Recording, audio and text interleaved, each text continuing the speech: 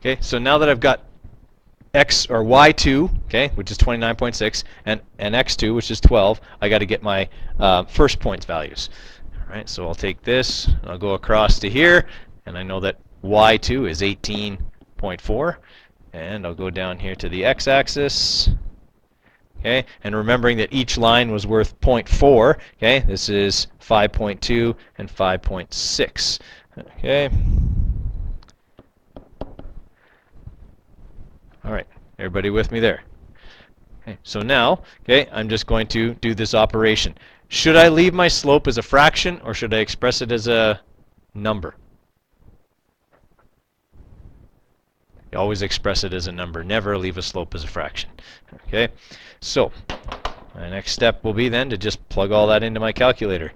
Okay, so 29.6 minus 18.2 divided by 12 minus 5.6. All right, so I get that the slope of this graph is 1.78. What does that number need on it?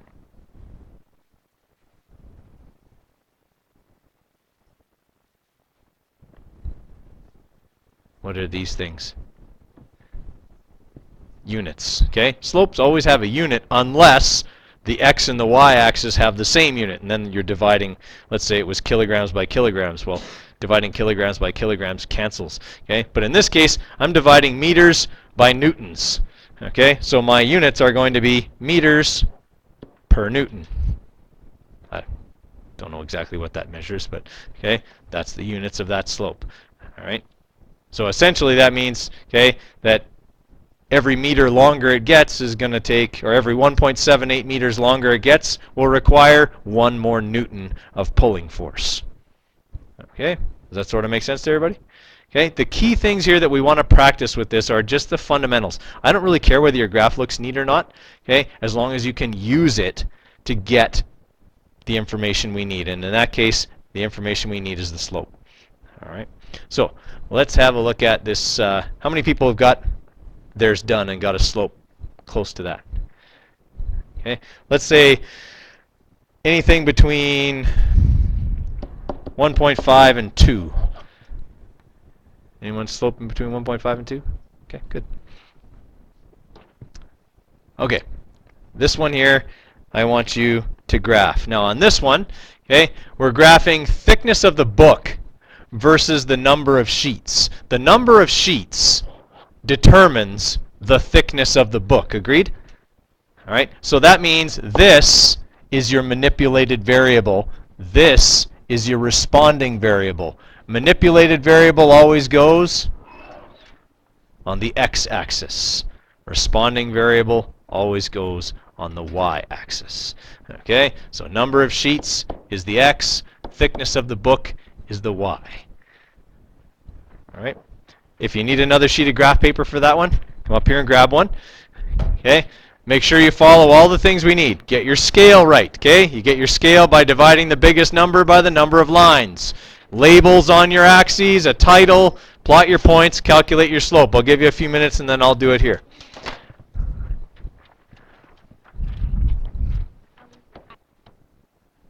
Okay, just going to go over some of the starting stuff on this graph. I'm not going to go all the way to the slope calculation yet. Okay, if we're going to get these axes done, okay, first thing we need to do is obviously put the labels on. The thickness of the book was going to be on the y-axis, and that was going to be in millimeters. Okay. When I divided 20 by 37, I got 0.54. I don't want to graph 0.54 on every line, but 0.6 is pretty easy to round to, and that's still going to use up over 80% of my graph. Okay, so I'm just using, if you used a different number, that's fine, as long as you got all the way to the top. But I'm going to use 0.6 as mine. All right, so 0.6, and then, sorry, for every line. So this will be 1.2, and this will be 2.4, and this will be 3.6, and 4.8, and 6. 7.2 and 8.4, 9.6 and 10. 0.8 and 12.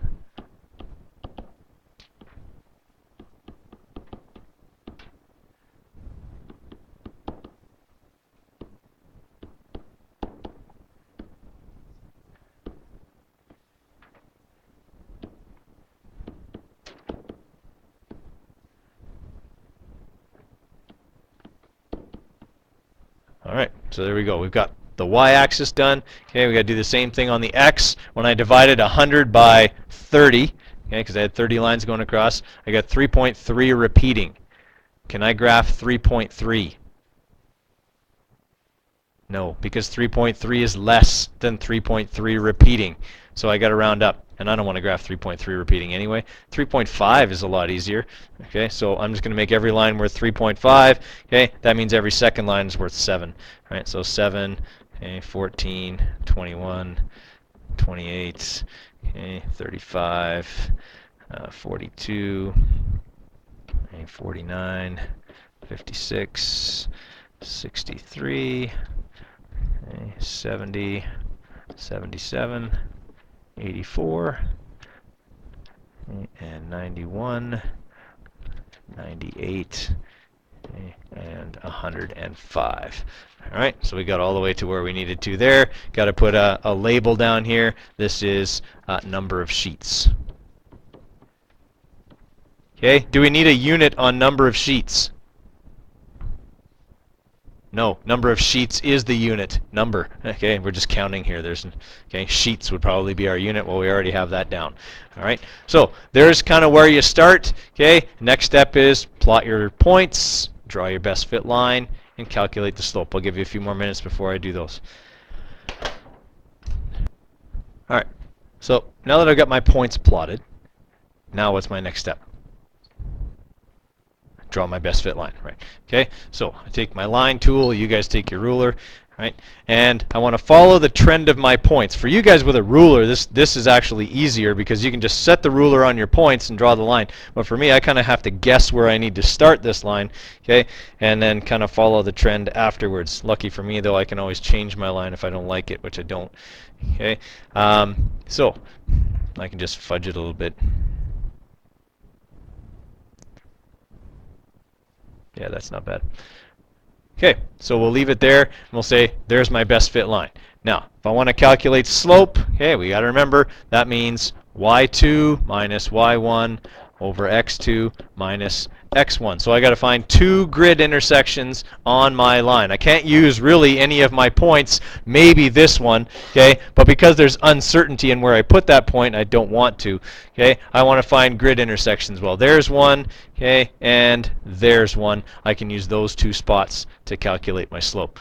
All right, so I'll go across to here, okay, and I made every line worth 0.6, so we're looking at 19.8. Okay, and 11.4. Okay, and then my x values are 98, I believe, yeah. And 42. Alright, so I want to calculate my slope now. Okay, I plug in those numbers. So 19.8 minus 11.4 divided by 98 minus 42. Alright, and I get that my slope is 0.15. Okay, 0.15 what? Well, I divided, these are in millimeters, and I divided that by sheets. So my units are millimeters per sheet. This essentially just found me how thick each sheet in the book is. Alright, that's what the slope of this graph is telling me. This is telling me how thick each and every sheet in that book is. 0.15 millimeters thick. Okay, so millimeters per sheet, okay, are my units for that graph. Right? I would say probably on this. What I usually do, guys, if I'm having you actually draw a graph and calculate the slope and I'm marking it, what I do is I draw 3 lines on my graph. One I think is just a little bit too steep, one that I think is just a little bit too shallow, and like Goldilocks, one that's just right. Okay, and then I find the slope of all 3 and I accept any values between the 3 values I calculated. All right, so I would say probably for this graph I would probably accept anywhere between, oh, let's say generously 0.1 and 0.2. Okay, that's a pretty wide spread, but I would probably accept any slopes that were within that range. Okay, how many people have their slope already calculated? All right, if you don't calculate it, see if it falls between there. Okay, if you're done that one, okay, then I want you to move on to these graphs here. You don't have to plot them; they're already plotted for you. You just need to practice your slope calculations for these. Okay. Once we've got kind of everybody done this graph, I'm going to show you how you could do this graph on Excel. And the good news is, it is so much faster. All right. Okay, so what I want to show you right now, guys, is the way you're probably going to do the graphs for the labs that we're going to do in this course and things like that. Okay, if you have Excel, or maybe you have another graphing program with your computer, I don't know, but Excel is kind of the one that most people use. Okay, it's what we got on the computers at school. Okay, graphing with Excel is really, really slick, and it's going to save you a lot of time. It's going to make a graph that's a lot neater than what you can make by hand. It's also going to be a lot more accurate than what you can make by hand. So when you want to do this on Excel, the first thing you need to do, and I've already done it just to save time, is enter your data into the cells of the workbook or of the spreadsheet here. Okay, how many people have used Excel before? Okay, so a few of you. Okay. Now, what you want to do is you want to make sure whatever's going on the x-axis gets put in the first column. Okay, whatever's going to go on the y-axis needs to go in the second column. If you do it the other way, or you do it in rows, the computer's going to screw it up. All right, you do it this way, it's going to do it right. Okay, so enter it by columns, x-axis, y-axis. Now, if I want to make this graph, okay, what I do is I highlight all of my data. Okay, so I just drag over it so it's all highlighted. Okay, and then I go up to Insert. Okay, and I'm going to want to insert, well, it says chart here. It's not really going to be a chart. It's going to be a graph. And I want a scatter graph. So I click on Scatter, and I want to pick the one that doesn't have any lines. Right? Because you can see here, none of these lines are best fit lines, are they? They're all connected dots, and we don't want any of that. So we're going to pick this one here.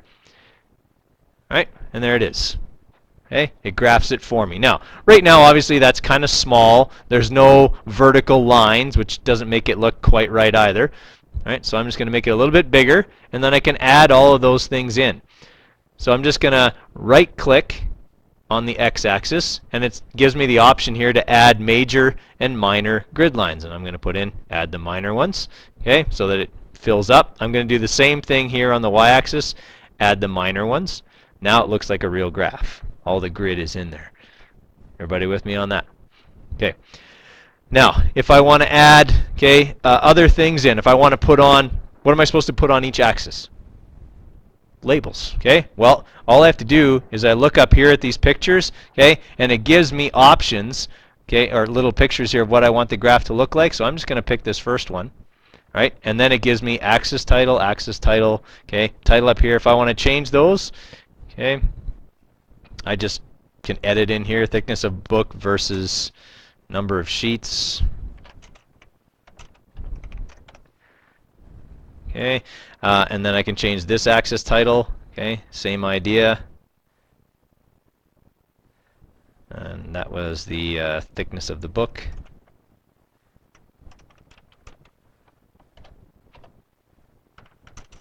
Okay, in millimeters. Okay, do the same thing down here. This is going to be number of sheets.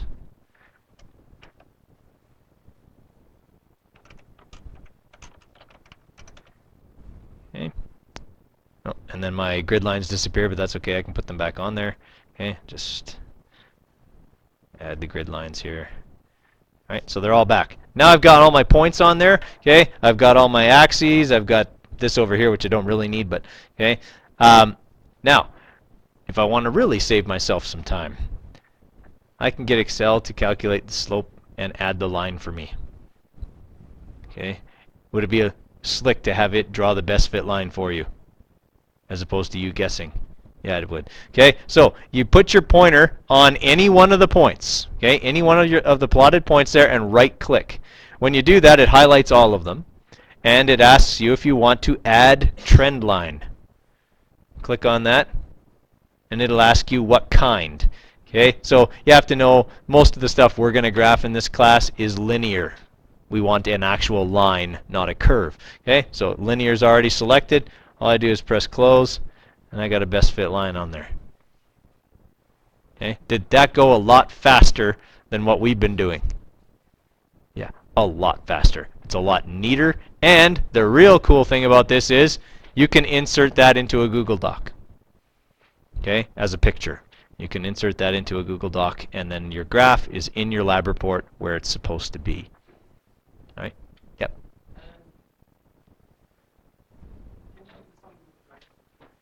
Well,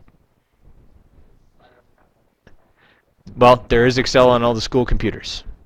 Okay, and I think there is a way that I think Google Drive does also, or Google has a spreadsheet engine. I've just never done it on there, but I'll look at how that works and get it figured out when I get a chance. Okay, but for now, this will always work. All right, and you always have access to these programs on the school computers.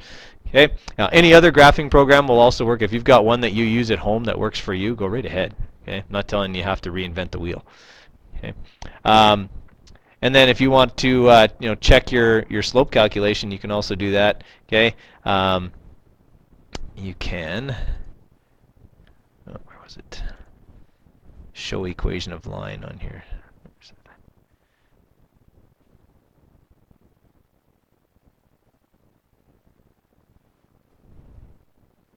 Yeah, no, I forget where that is. But anyway, it'll also do that for you. Okay, but for now, okay, there you go. You've got your best fit line on there. Okay, and you can calculate slope and things like that. Okay, so if you ever want to know, or you ever want to do your graphs on Excel, which we'll probably have to do here in the next couple days when we do our graphing lab, okay, that will save you a bunch of time and effort. Okay, and it'll insert properly into your Google Doc. Okay, questions on that? All right, then move on, guys, to this part of your worksheet. Okay, start calculating the slopes of these lines. Okay, slope of this line, and when you calculate the slope of this one here for number 2, I want you to tell me what's wrong with it. All right, when you calculate the slope, you might notice there's something wrong with it. Not that you did it wrong, you will have done it right. There's something wrong with the question. Okay? I want you to tell me what you think it is when you get there.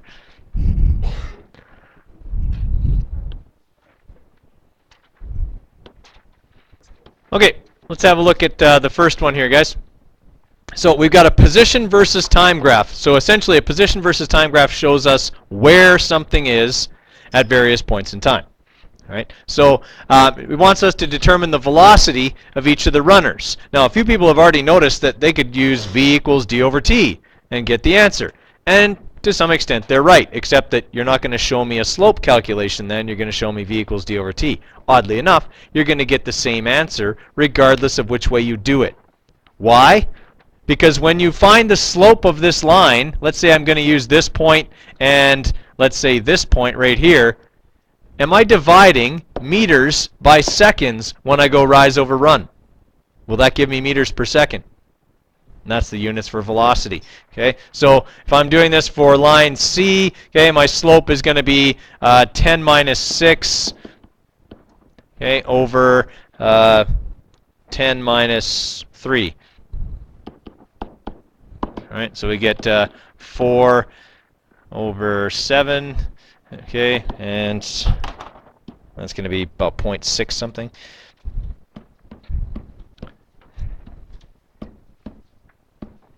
Okay, so 0.57 meters per second.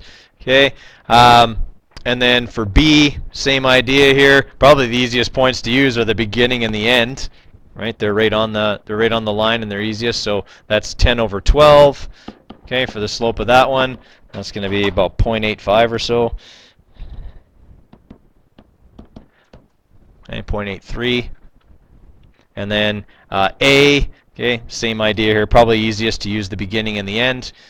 Right, so that's going to be 6 over 12, and that's going to be 0.5. So A is the slowest, B is the fastest, and C is in the middle. Okay? Everybody okay with that one? Okay. How many people are done number 2? All right, I'm going to give you a few more minutes. A few people have already come to me and asked if they found the problem, and they did. Okay? So we'll give you a few more minutes on that one. Okay. So on number 2, for part A asks, what's the dog's position at time 4 seconds? All right, so I go across here to 4 seconds, and I move up until I encounter the line.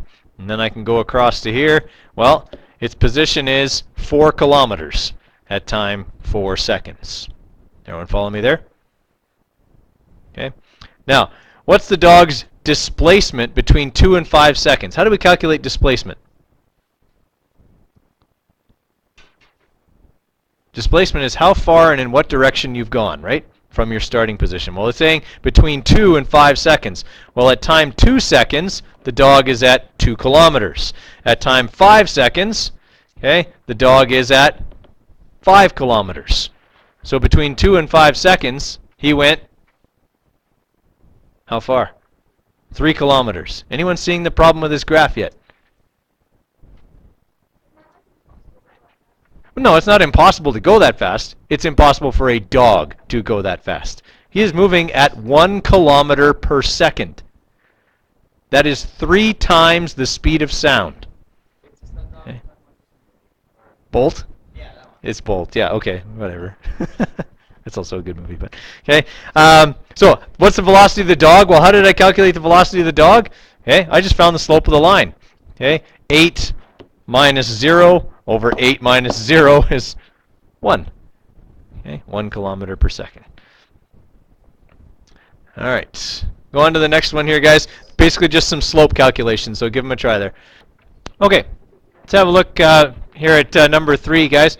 Okay, so we got this position versus time graph. Okay, it shows the motion of a car along a section of straight highway. The car starts 40 kilometers south of town. 2 hours later, it's 120 kilometers north of town. What's its displacement?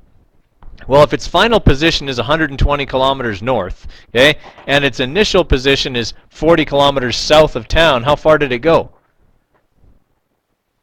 Well, if we want to find displacement, we take final position and subtract our initial position. So 120 kilometers north minus negative 40 kilometers north, which is 40 kilometers south. Okay, everybody follow me there? Well, when I subtract a negative, it actually means add 160 kilometers north. Everybody okay with that? So that's just using the graph. Okay, what's the velocity of the car for the 2-hour interval? Well, okay, its final position is here, its initial position is here. We already found the difference in y. It's 160 kilometers. Okay, over that time, okay, that takes 2 hours, right? So we've got 100 or 2 minus 0 here, so 160 over 2, and that's going to give us 80 kilometers per hour north. Okay, just found the slope of the line. Okay, and at what time does the car pass the 0 marker? Well, here's the 0 marker. That looks like it happens just before 0.5 hours. So what, 0.45 hours, somewhere in there. Okay, everybody with me there?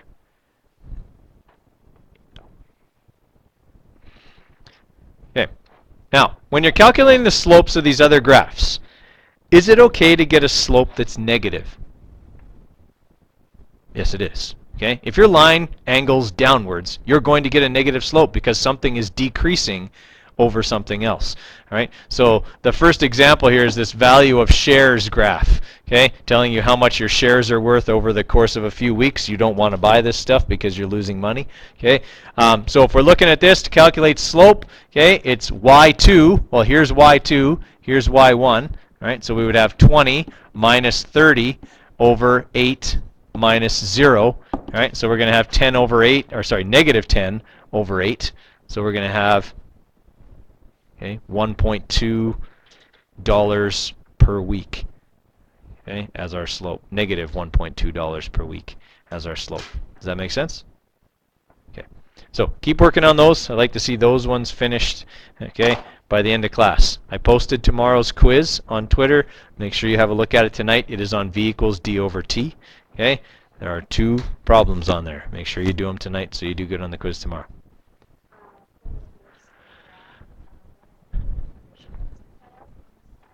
Oh, it's distance in meters. Or sorry, kilometers. Distance in kilometers.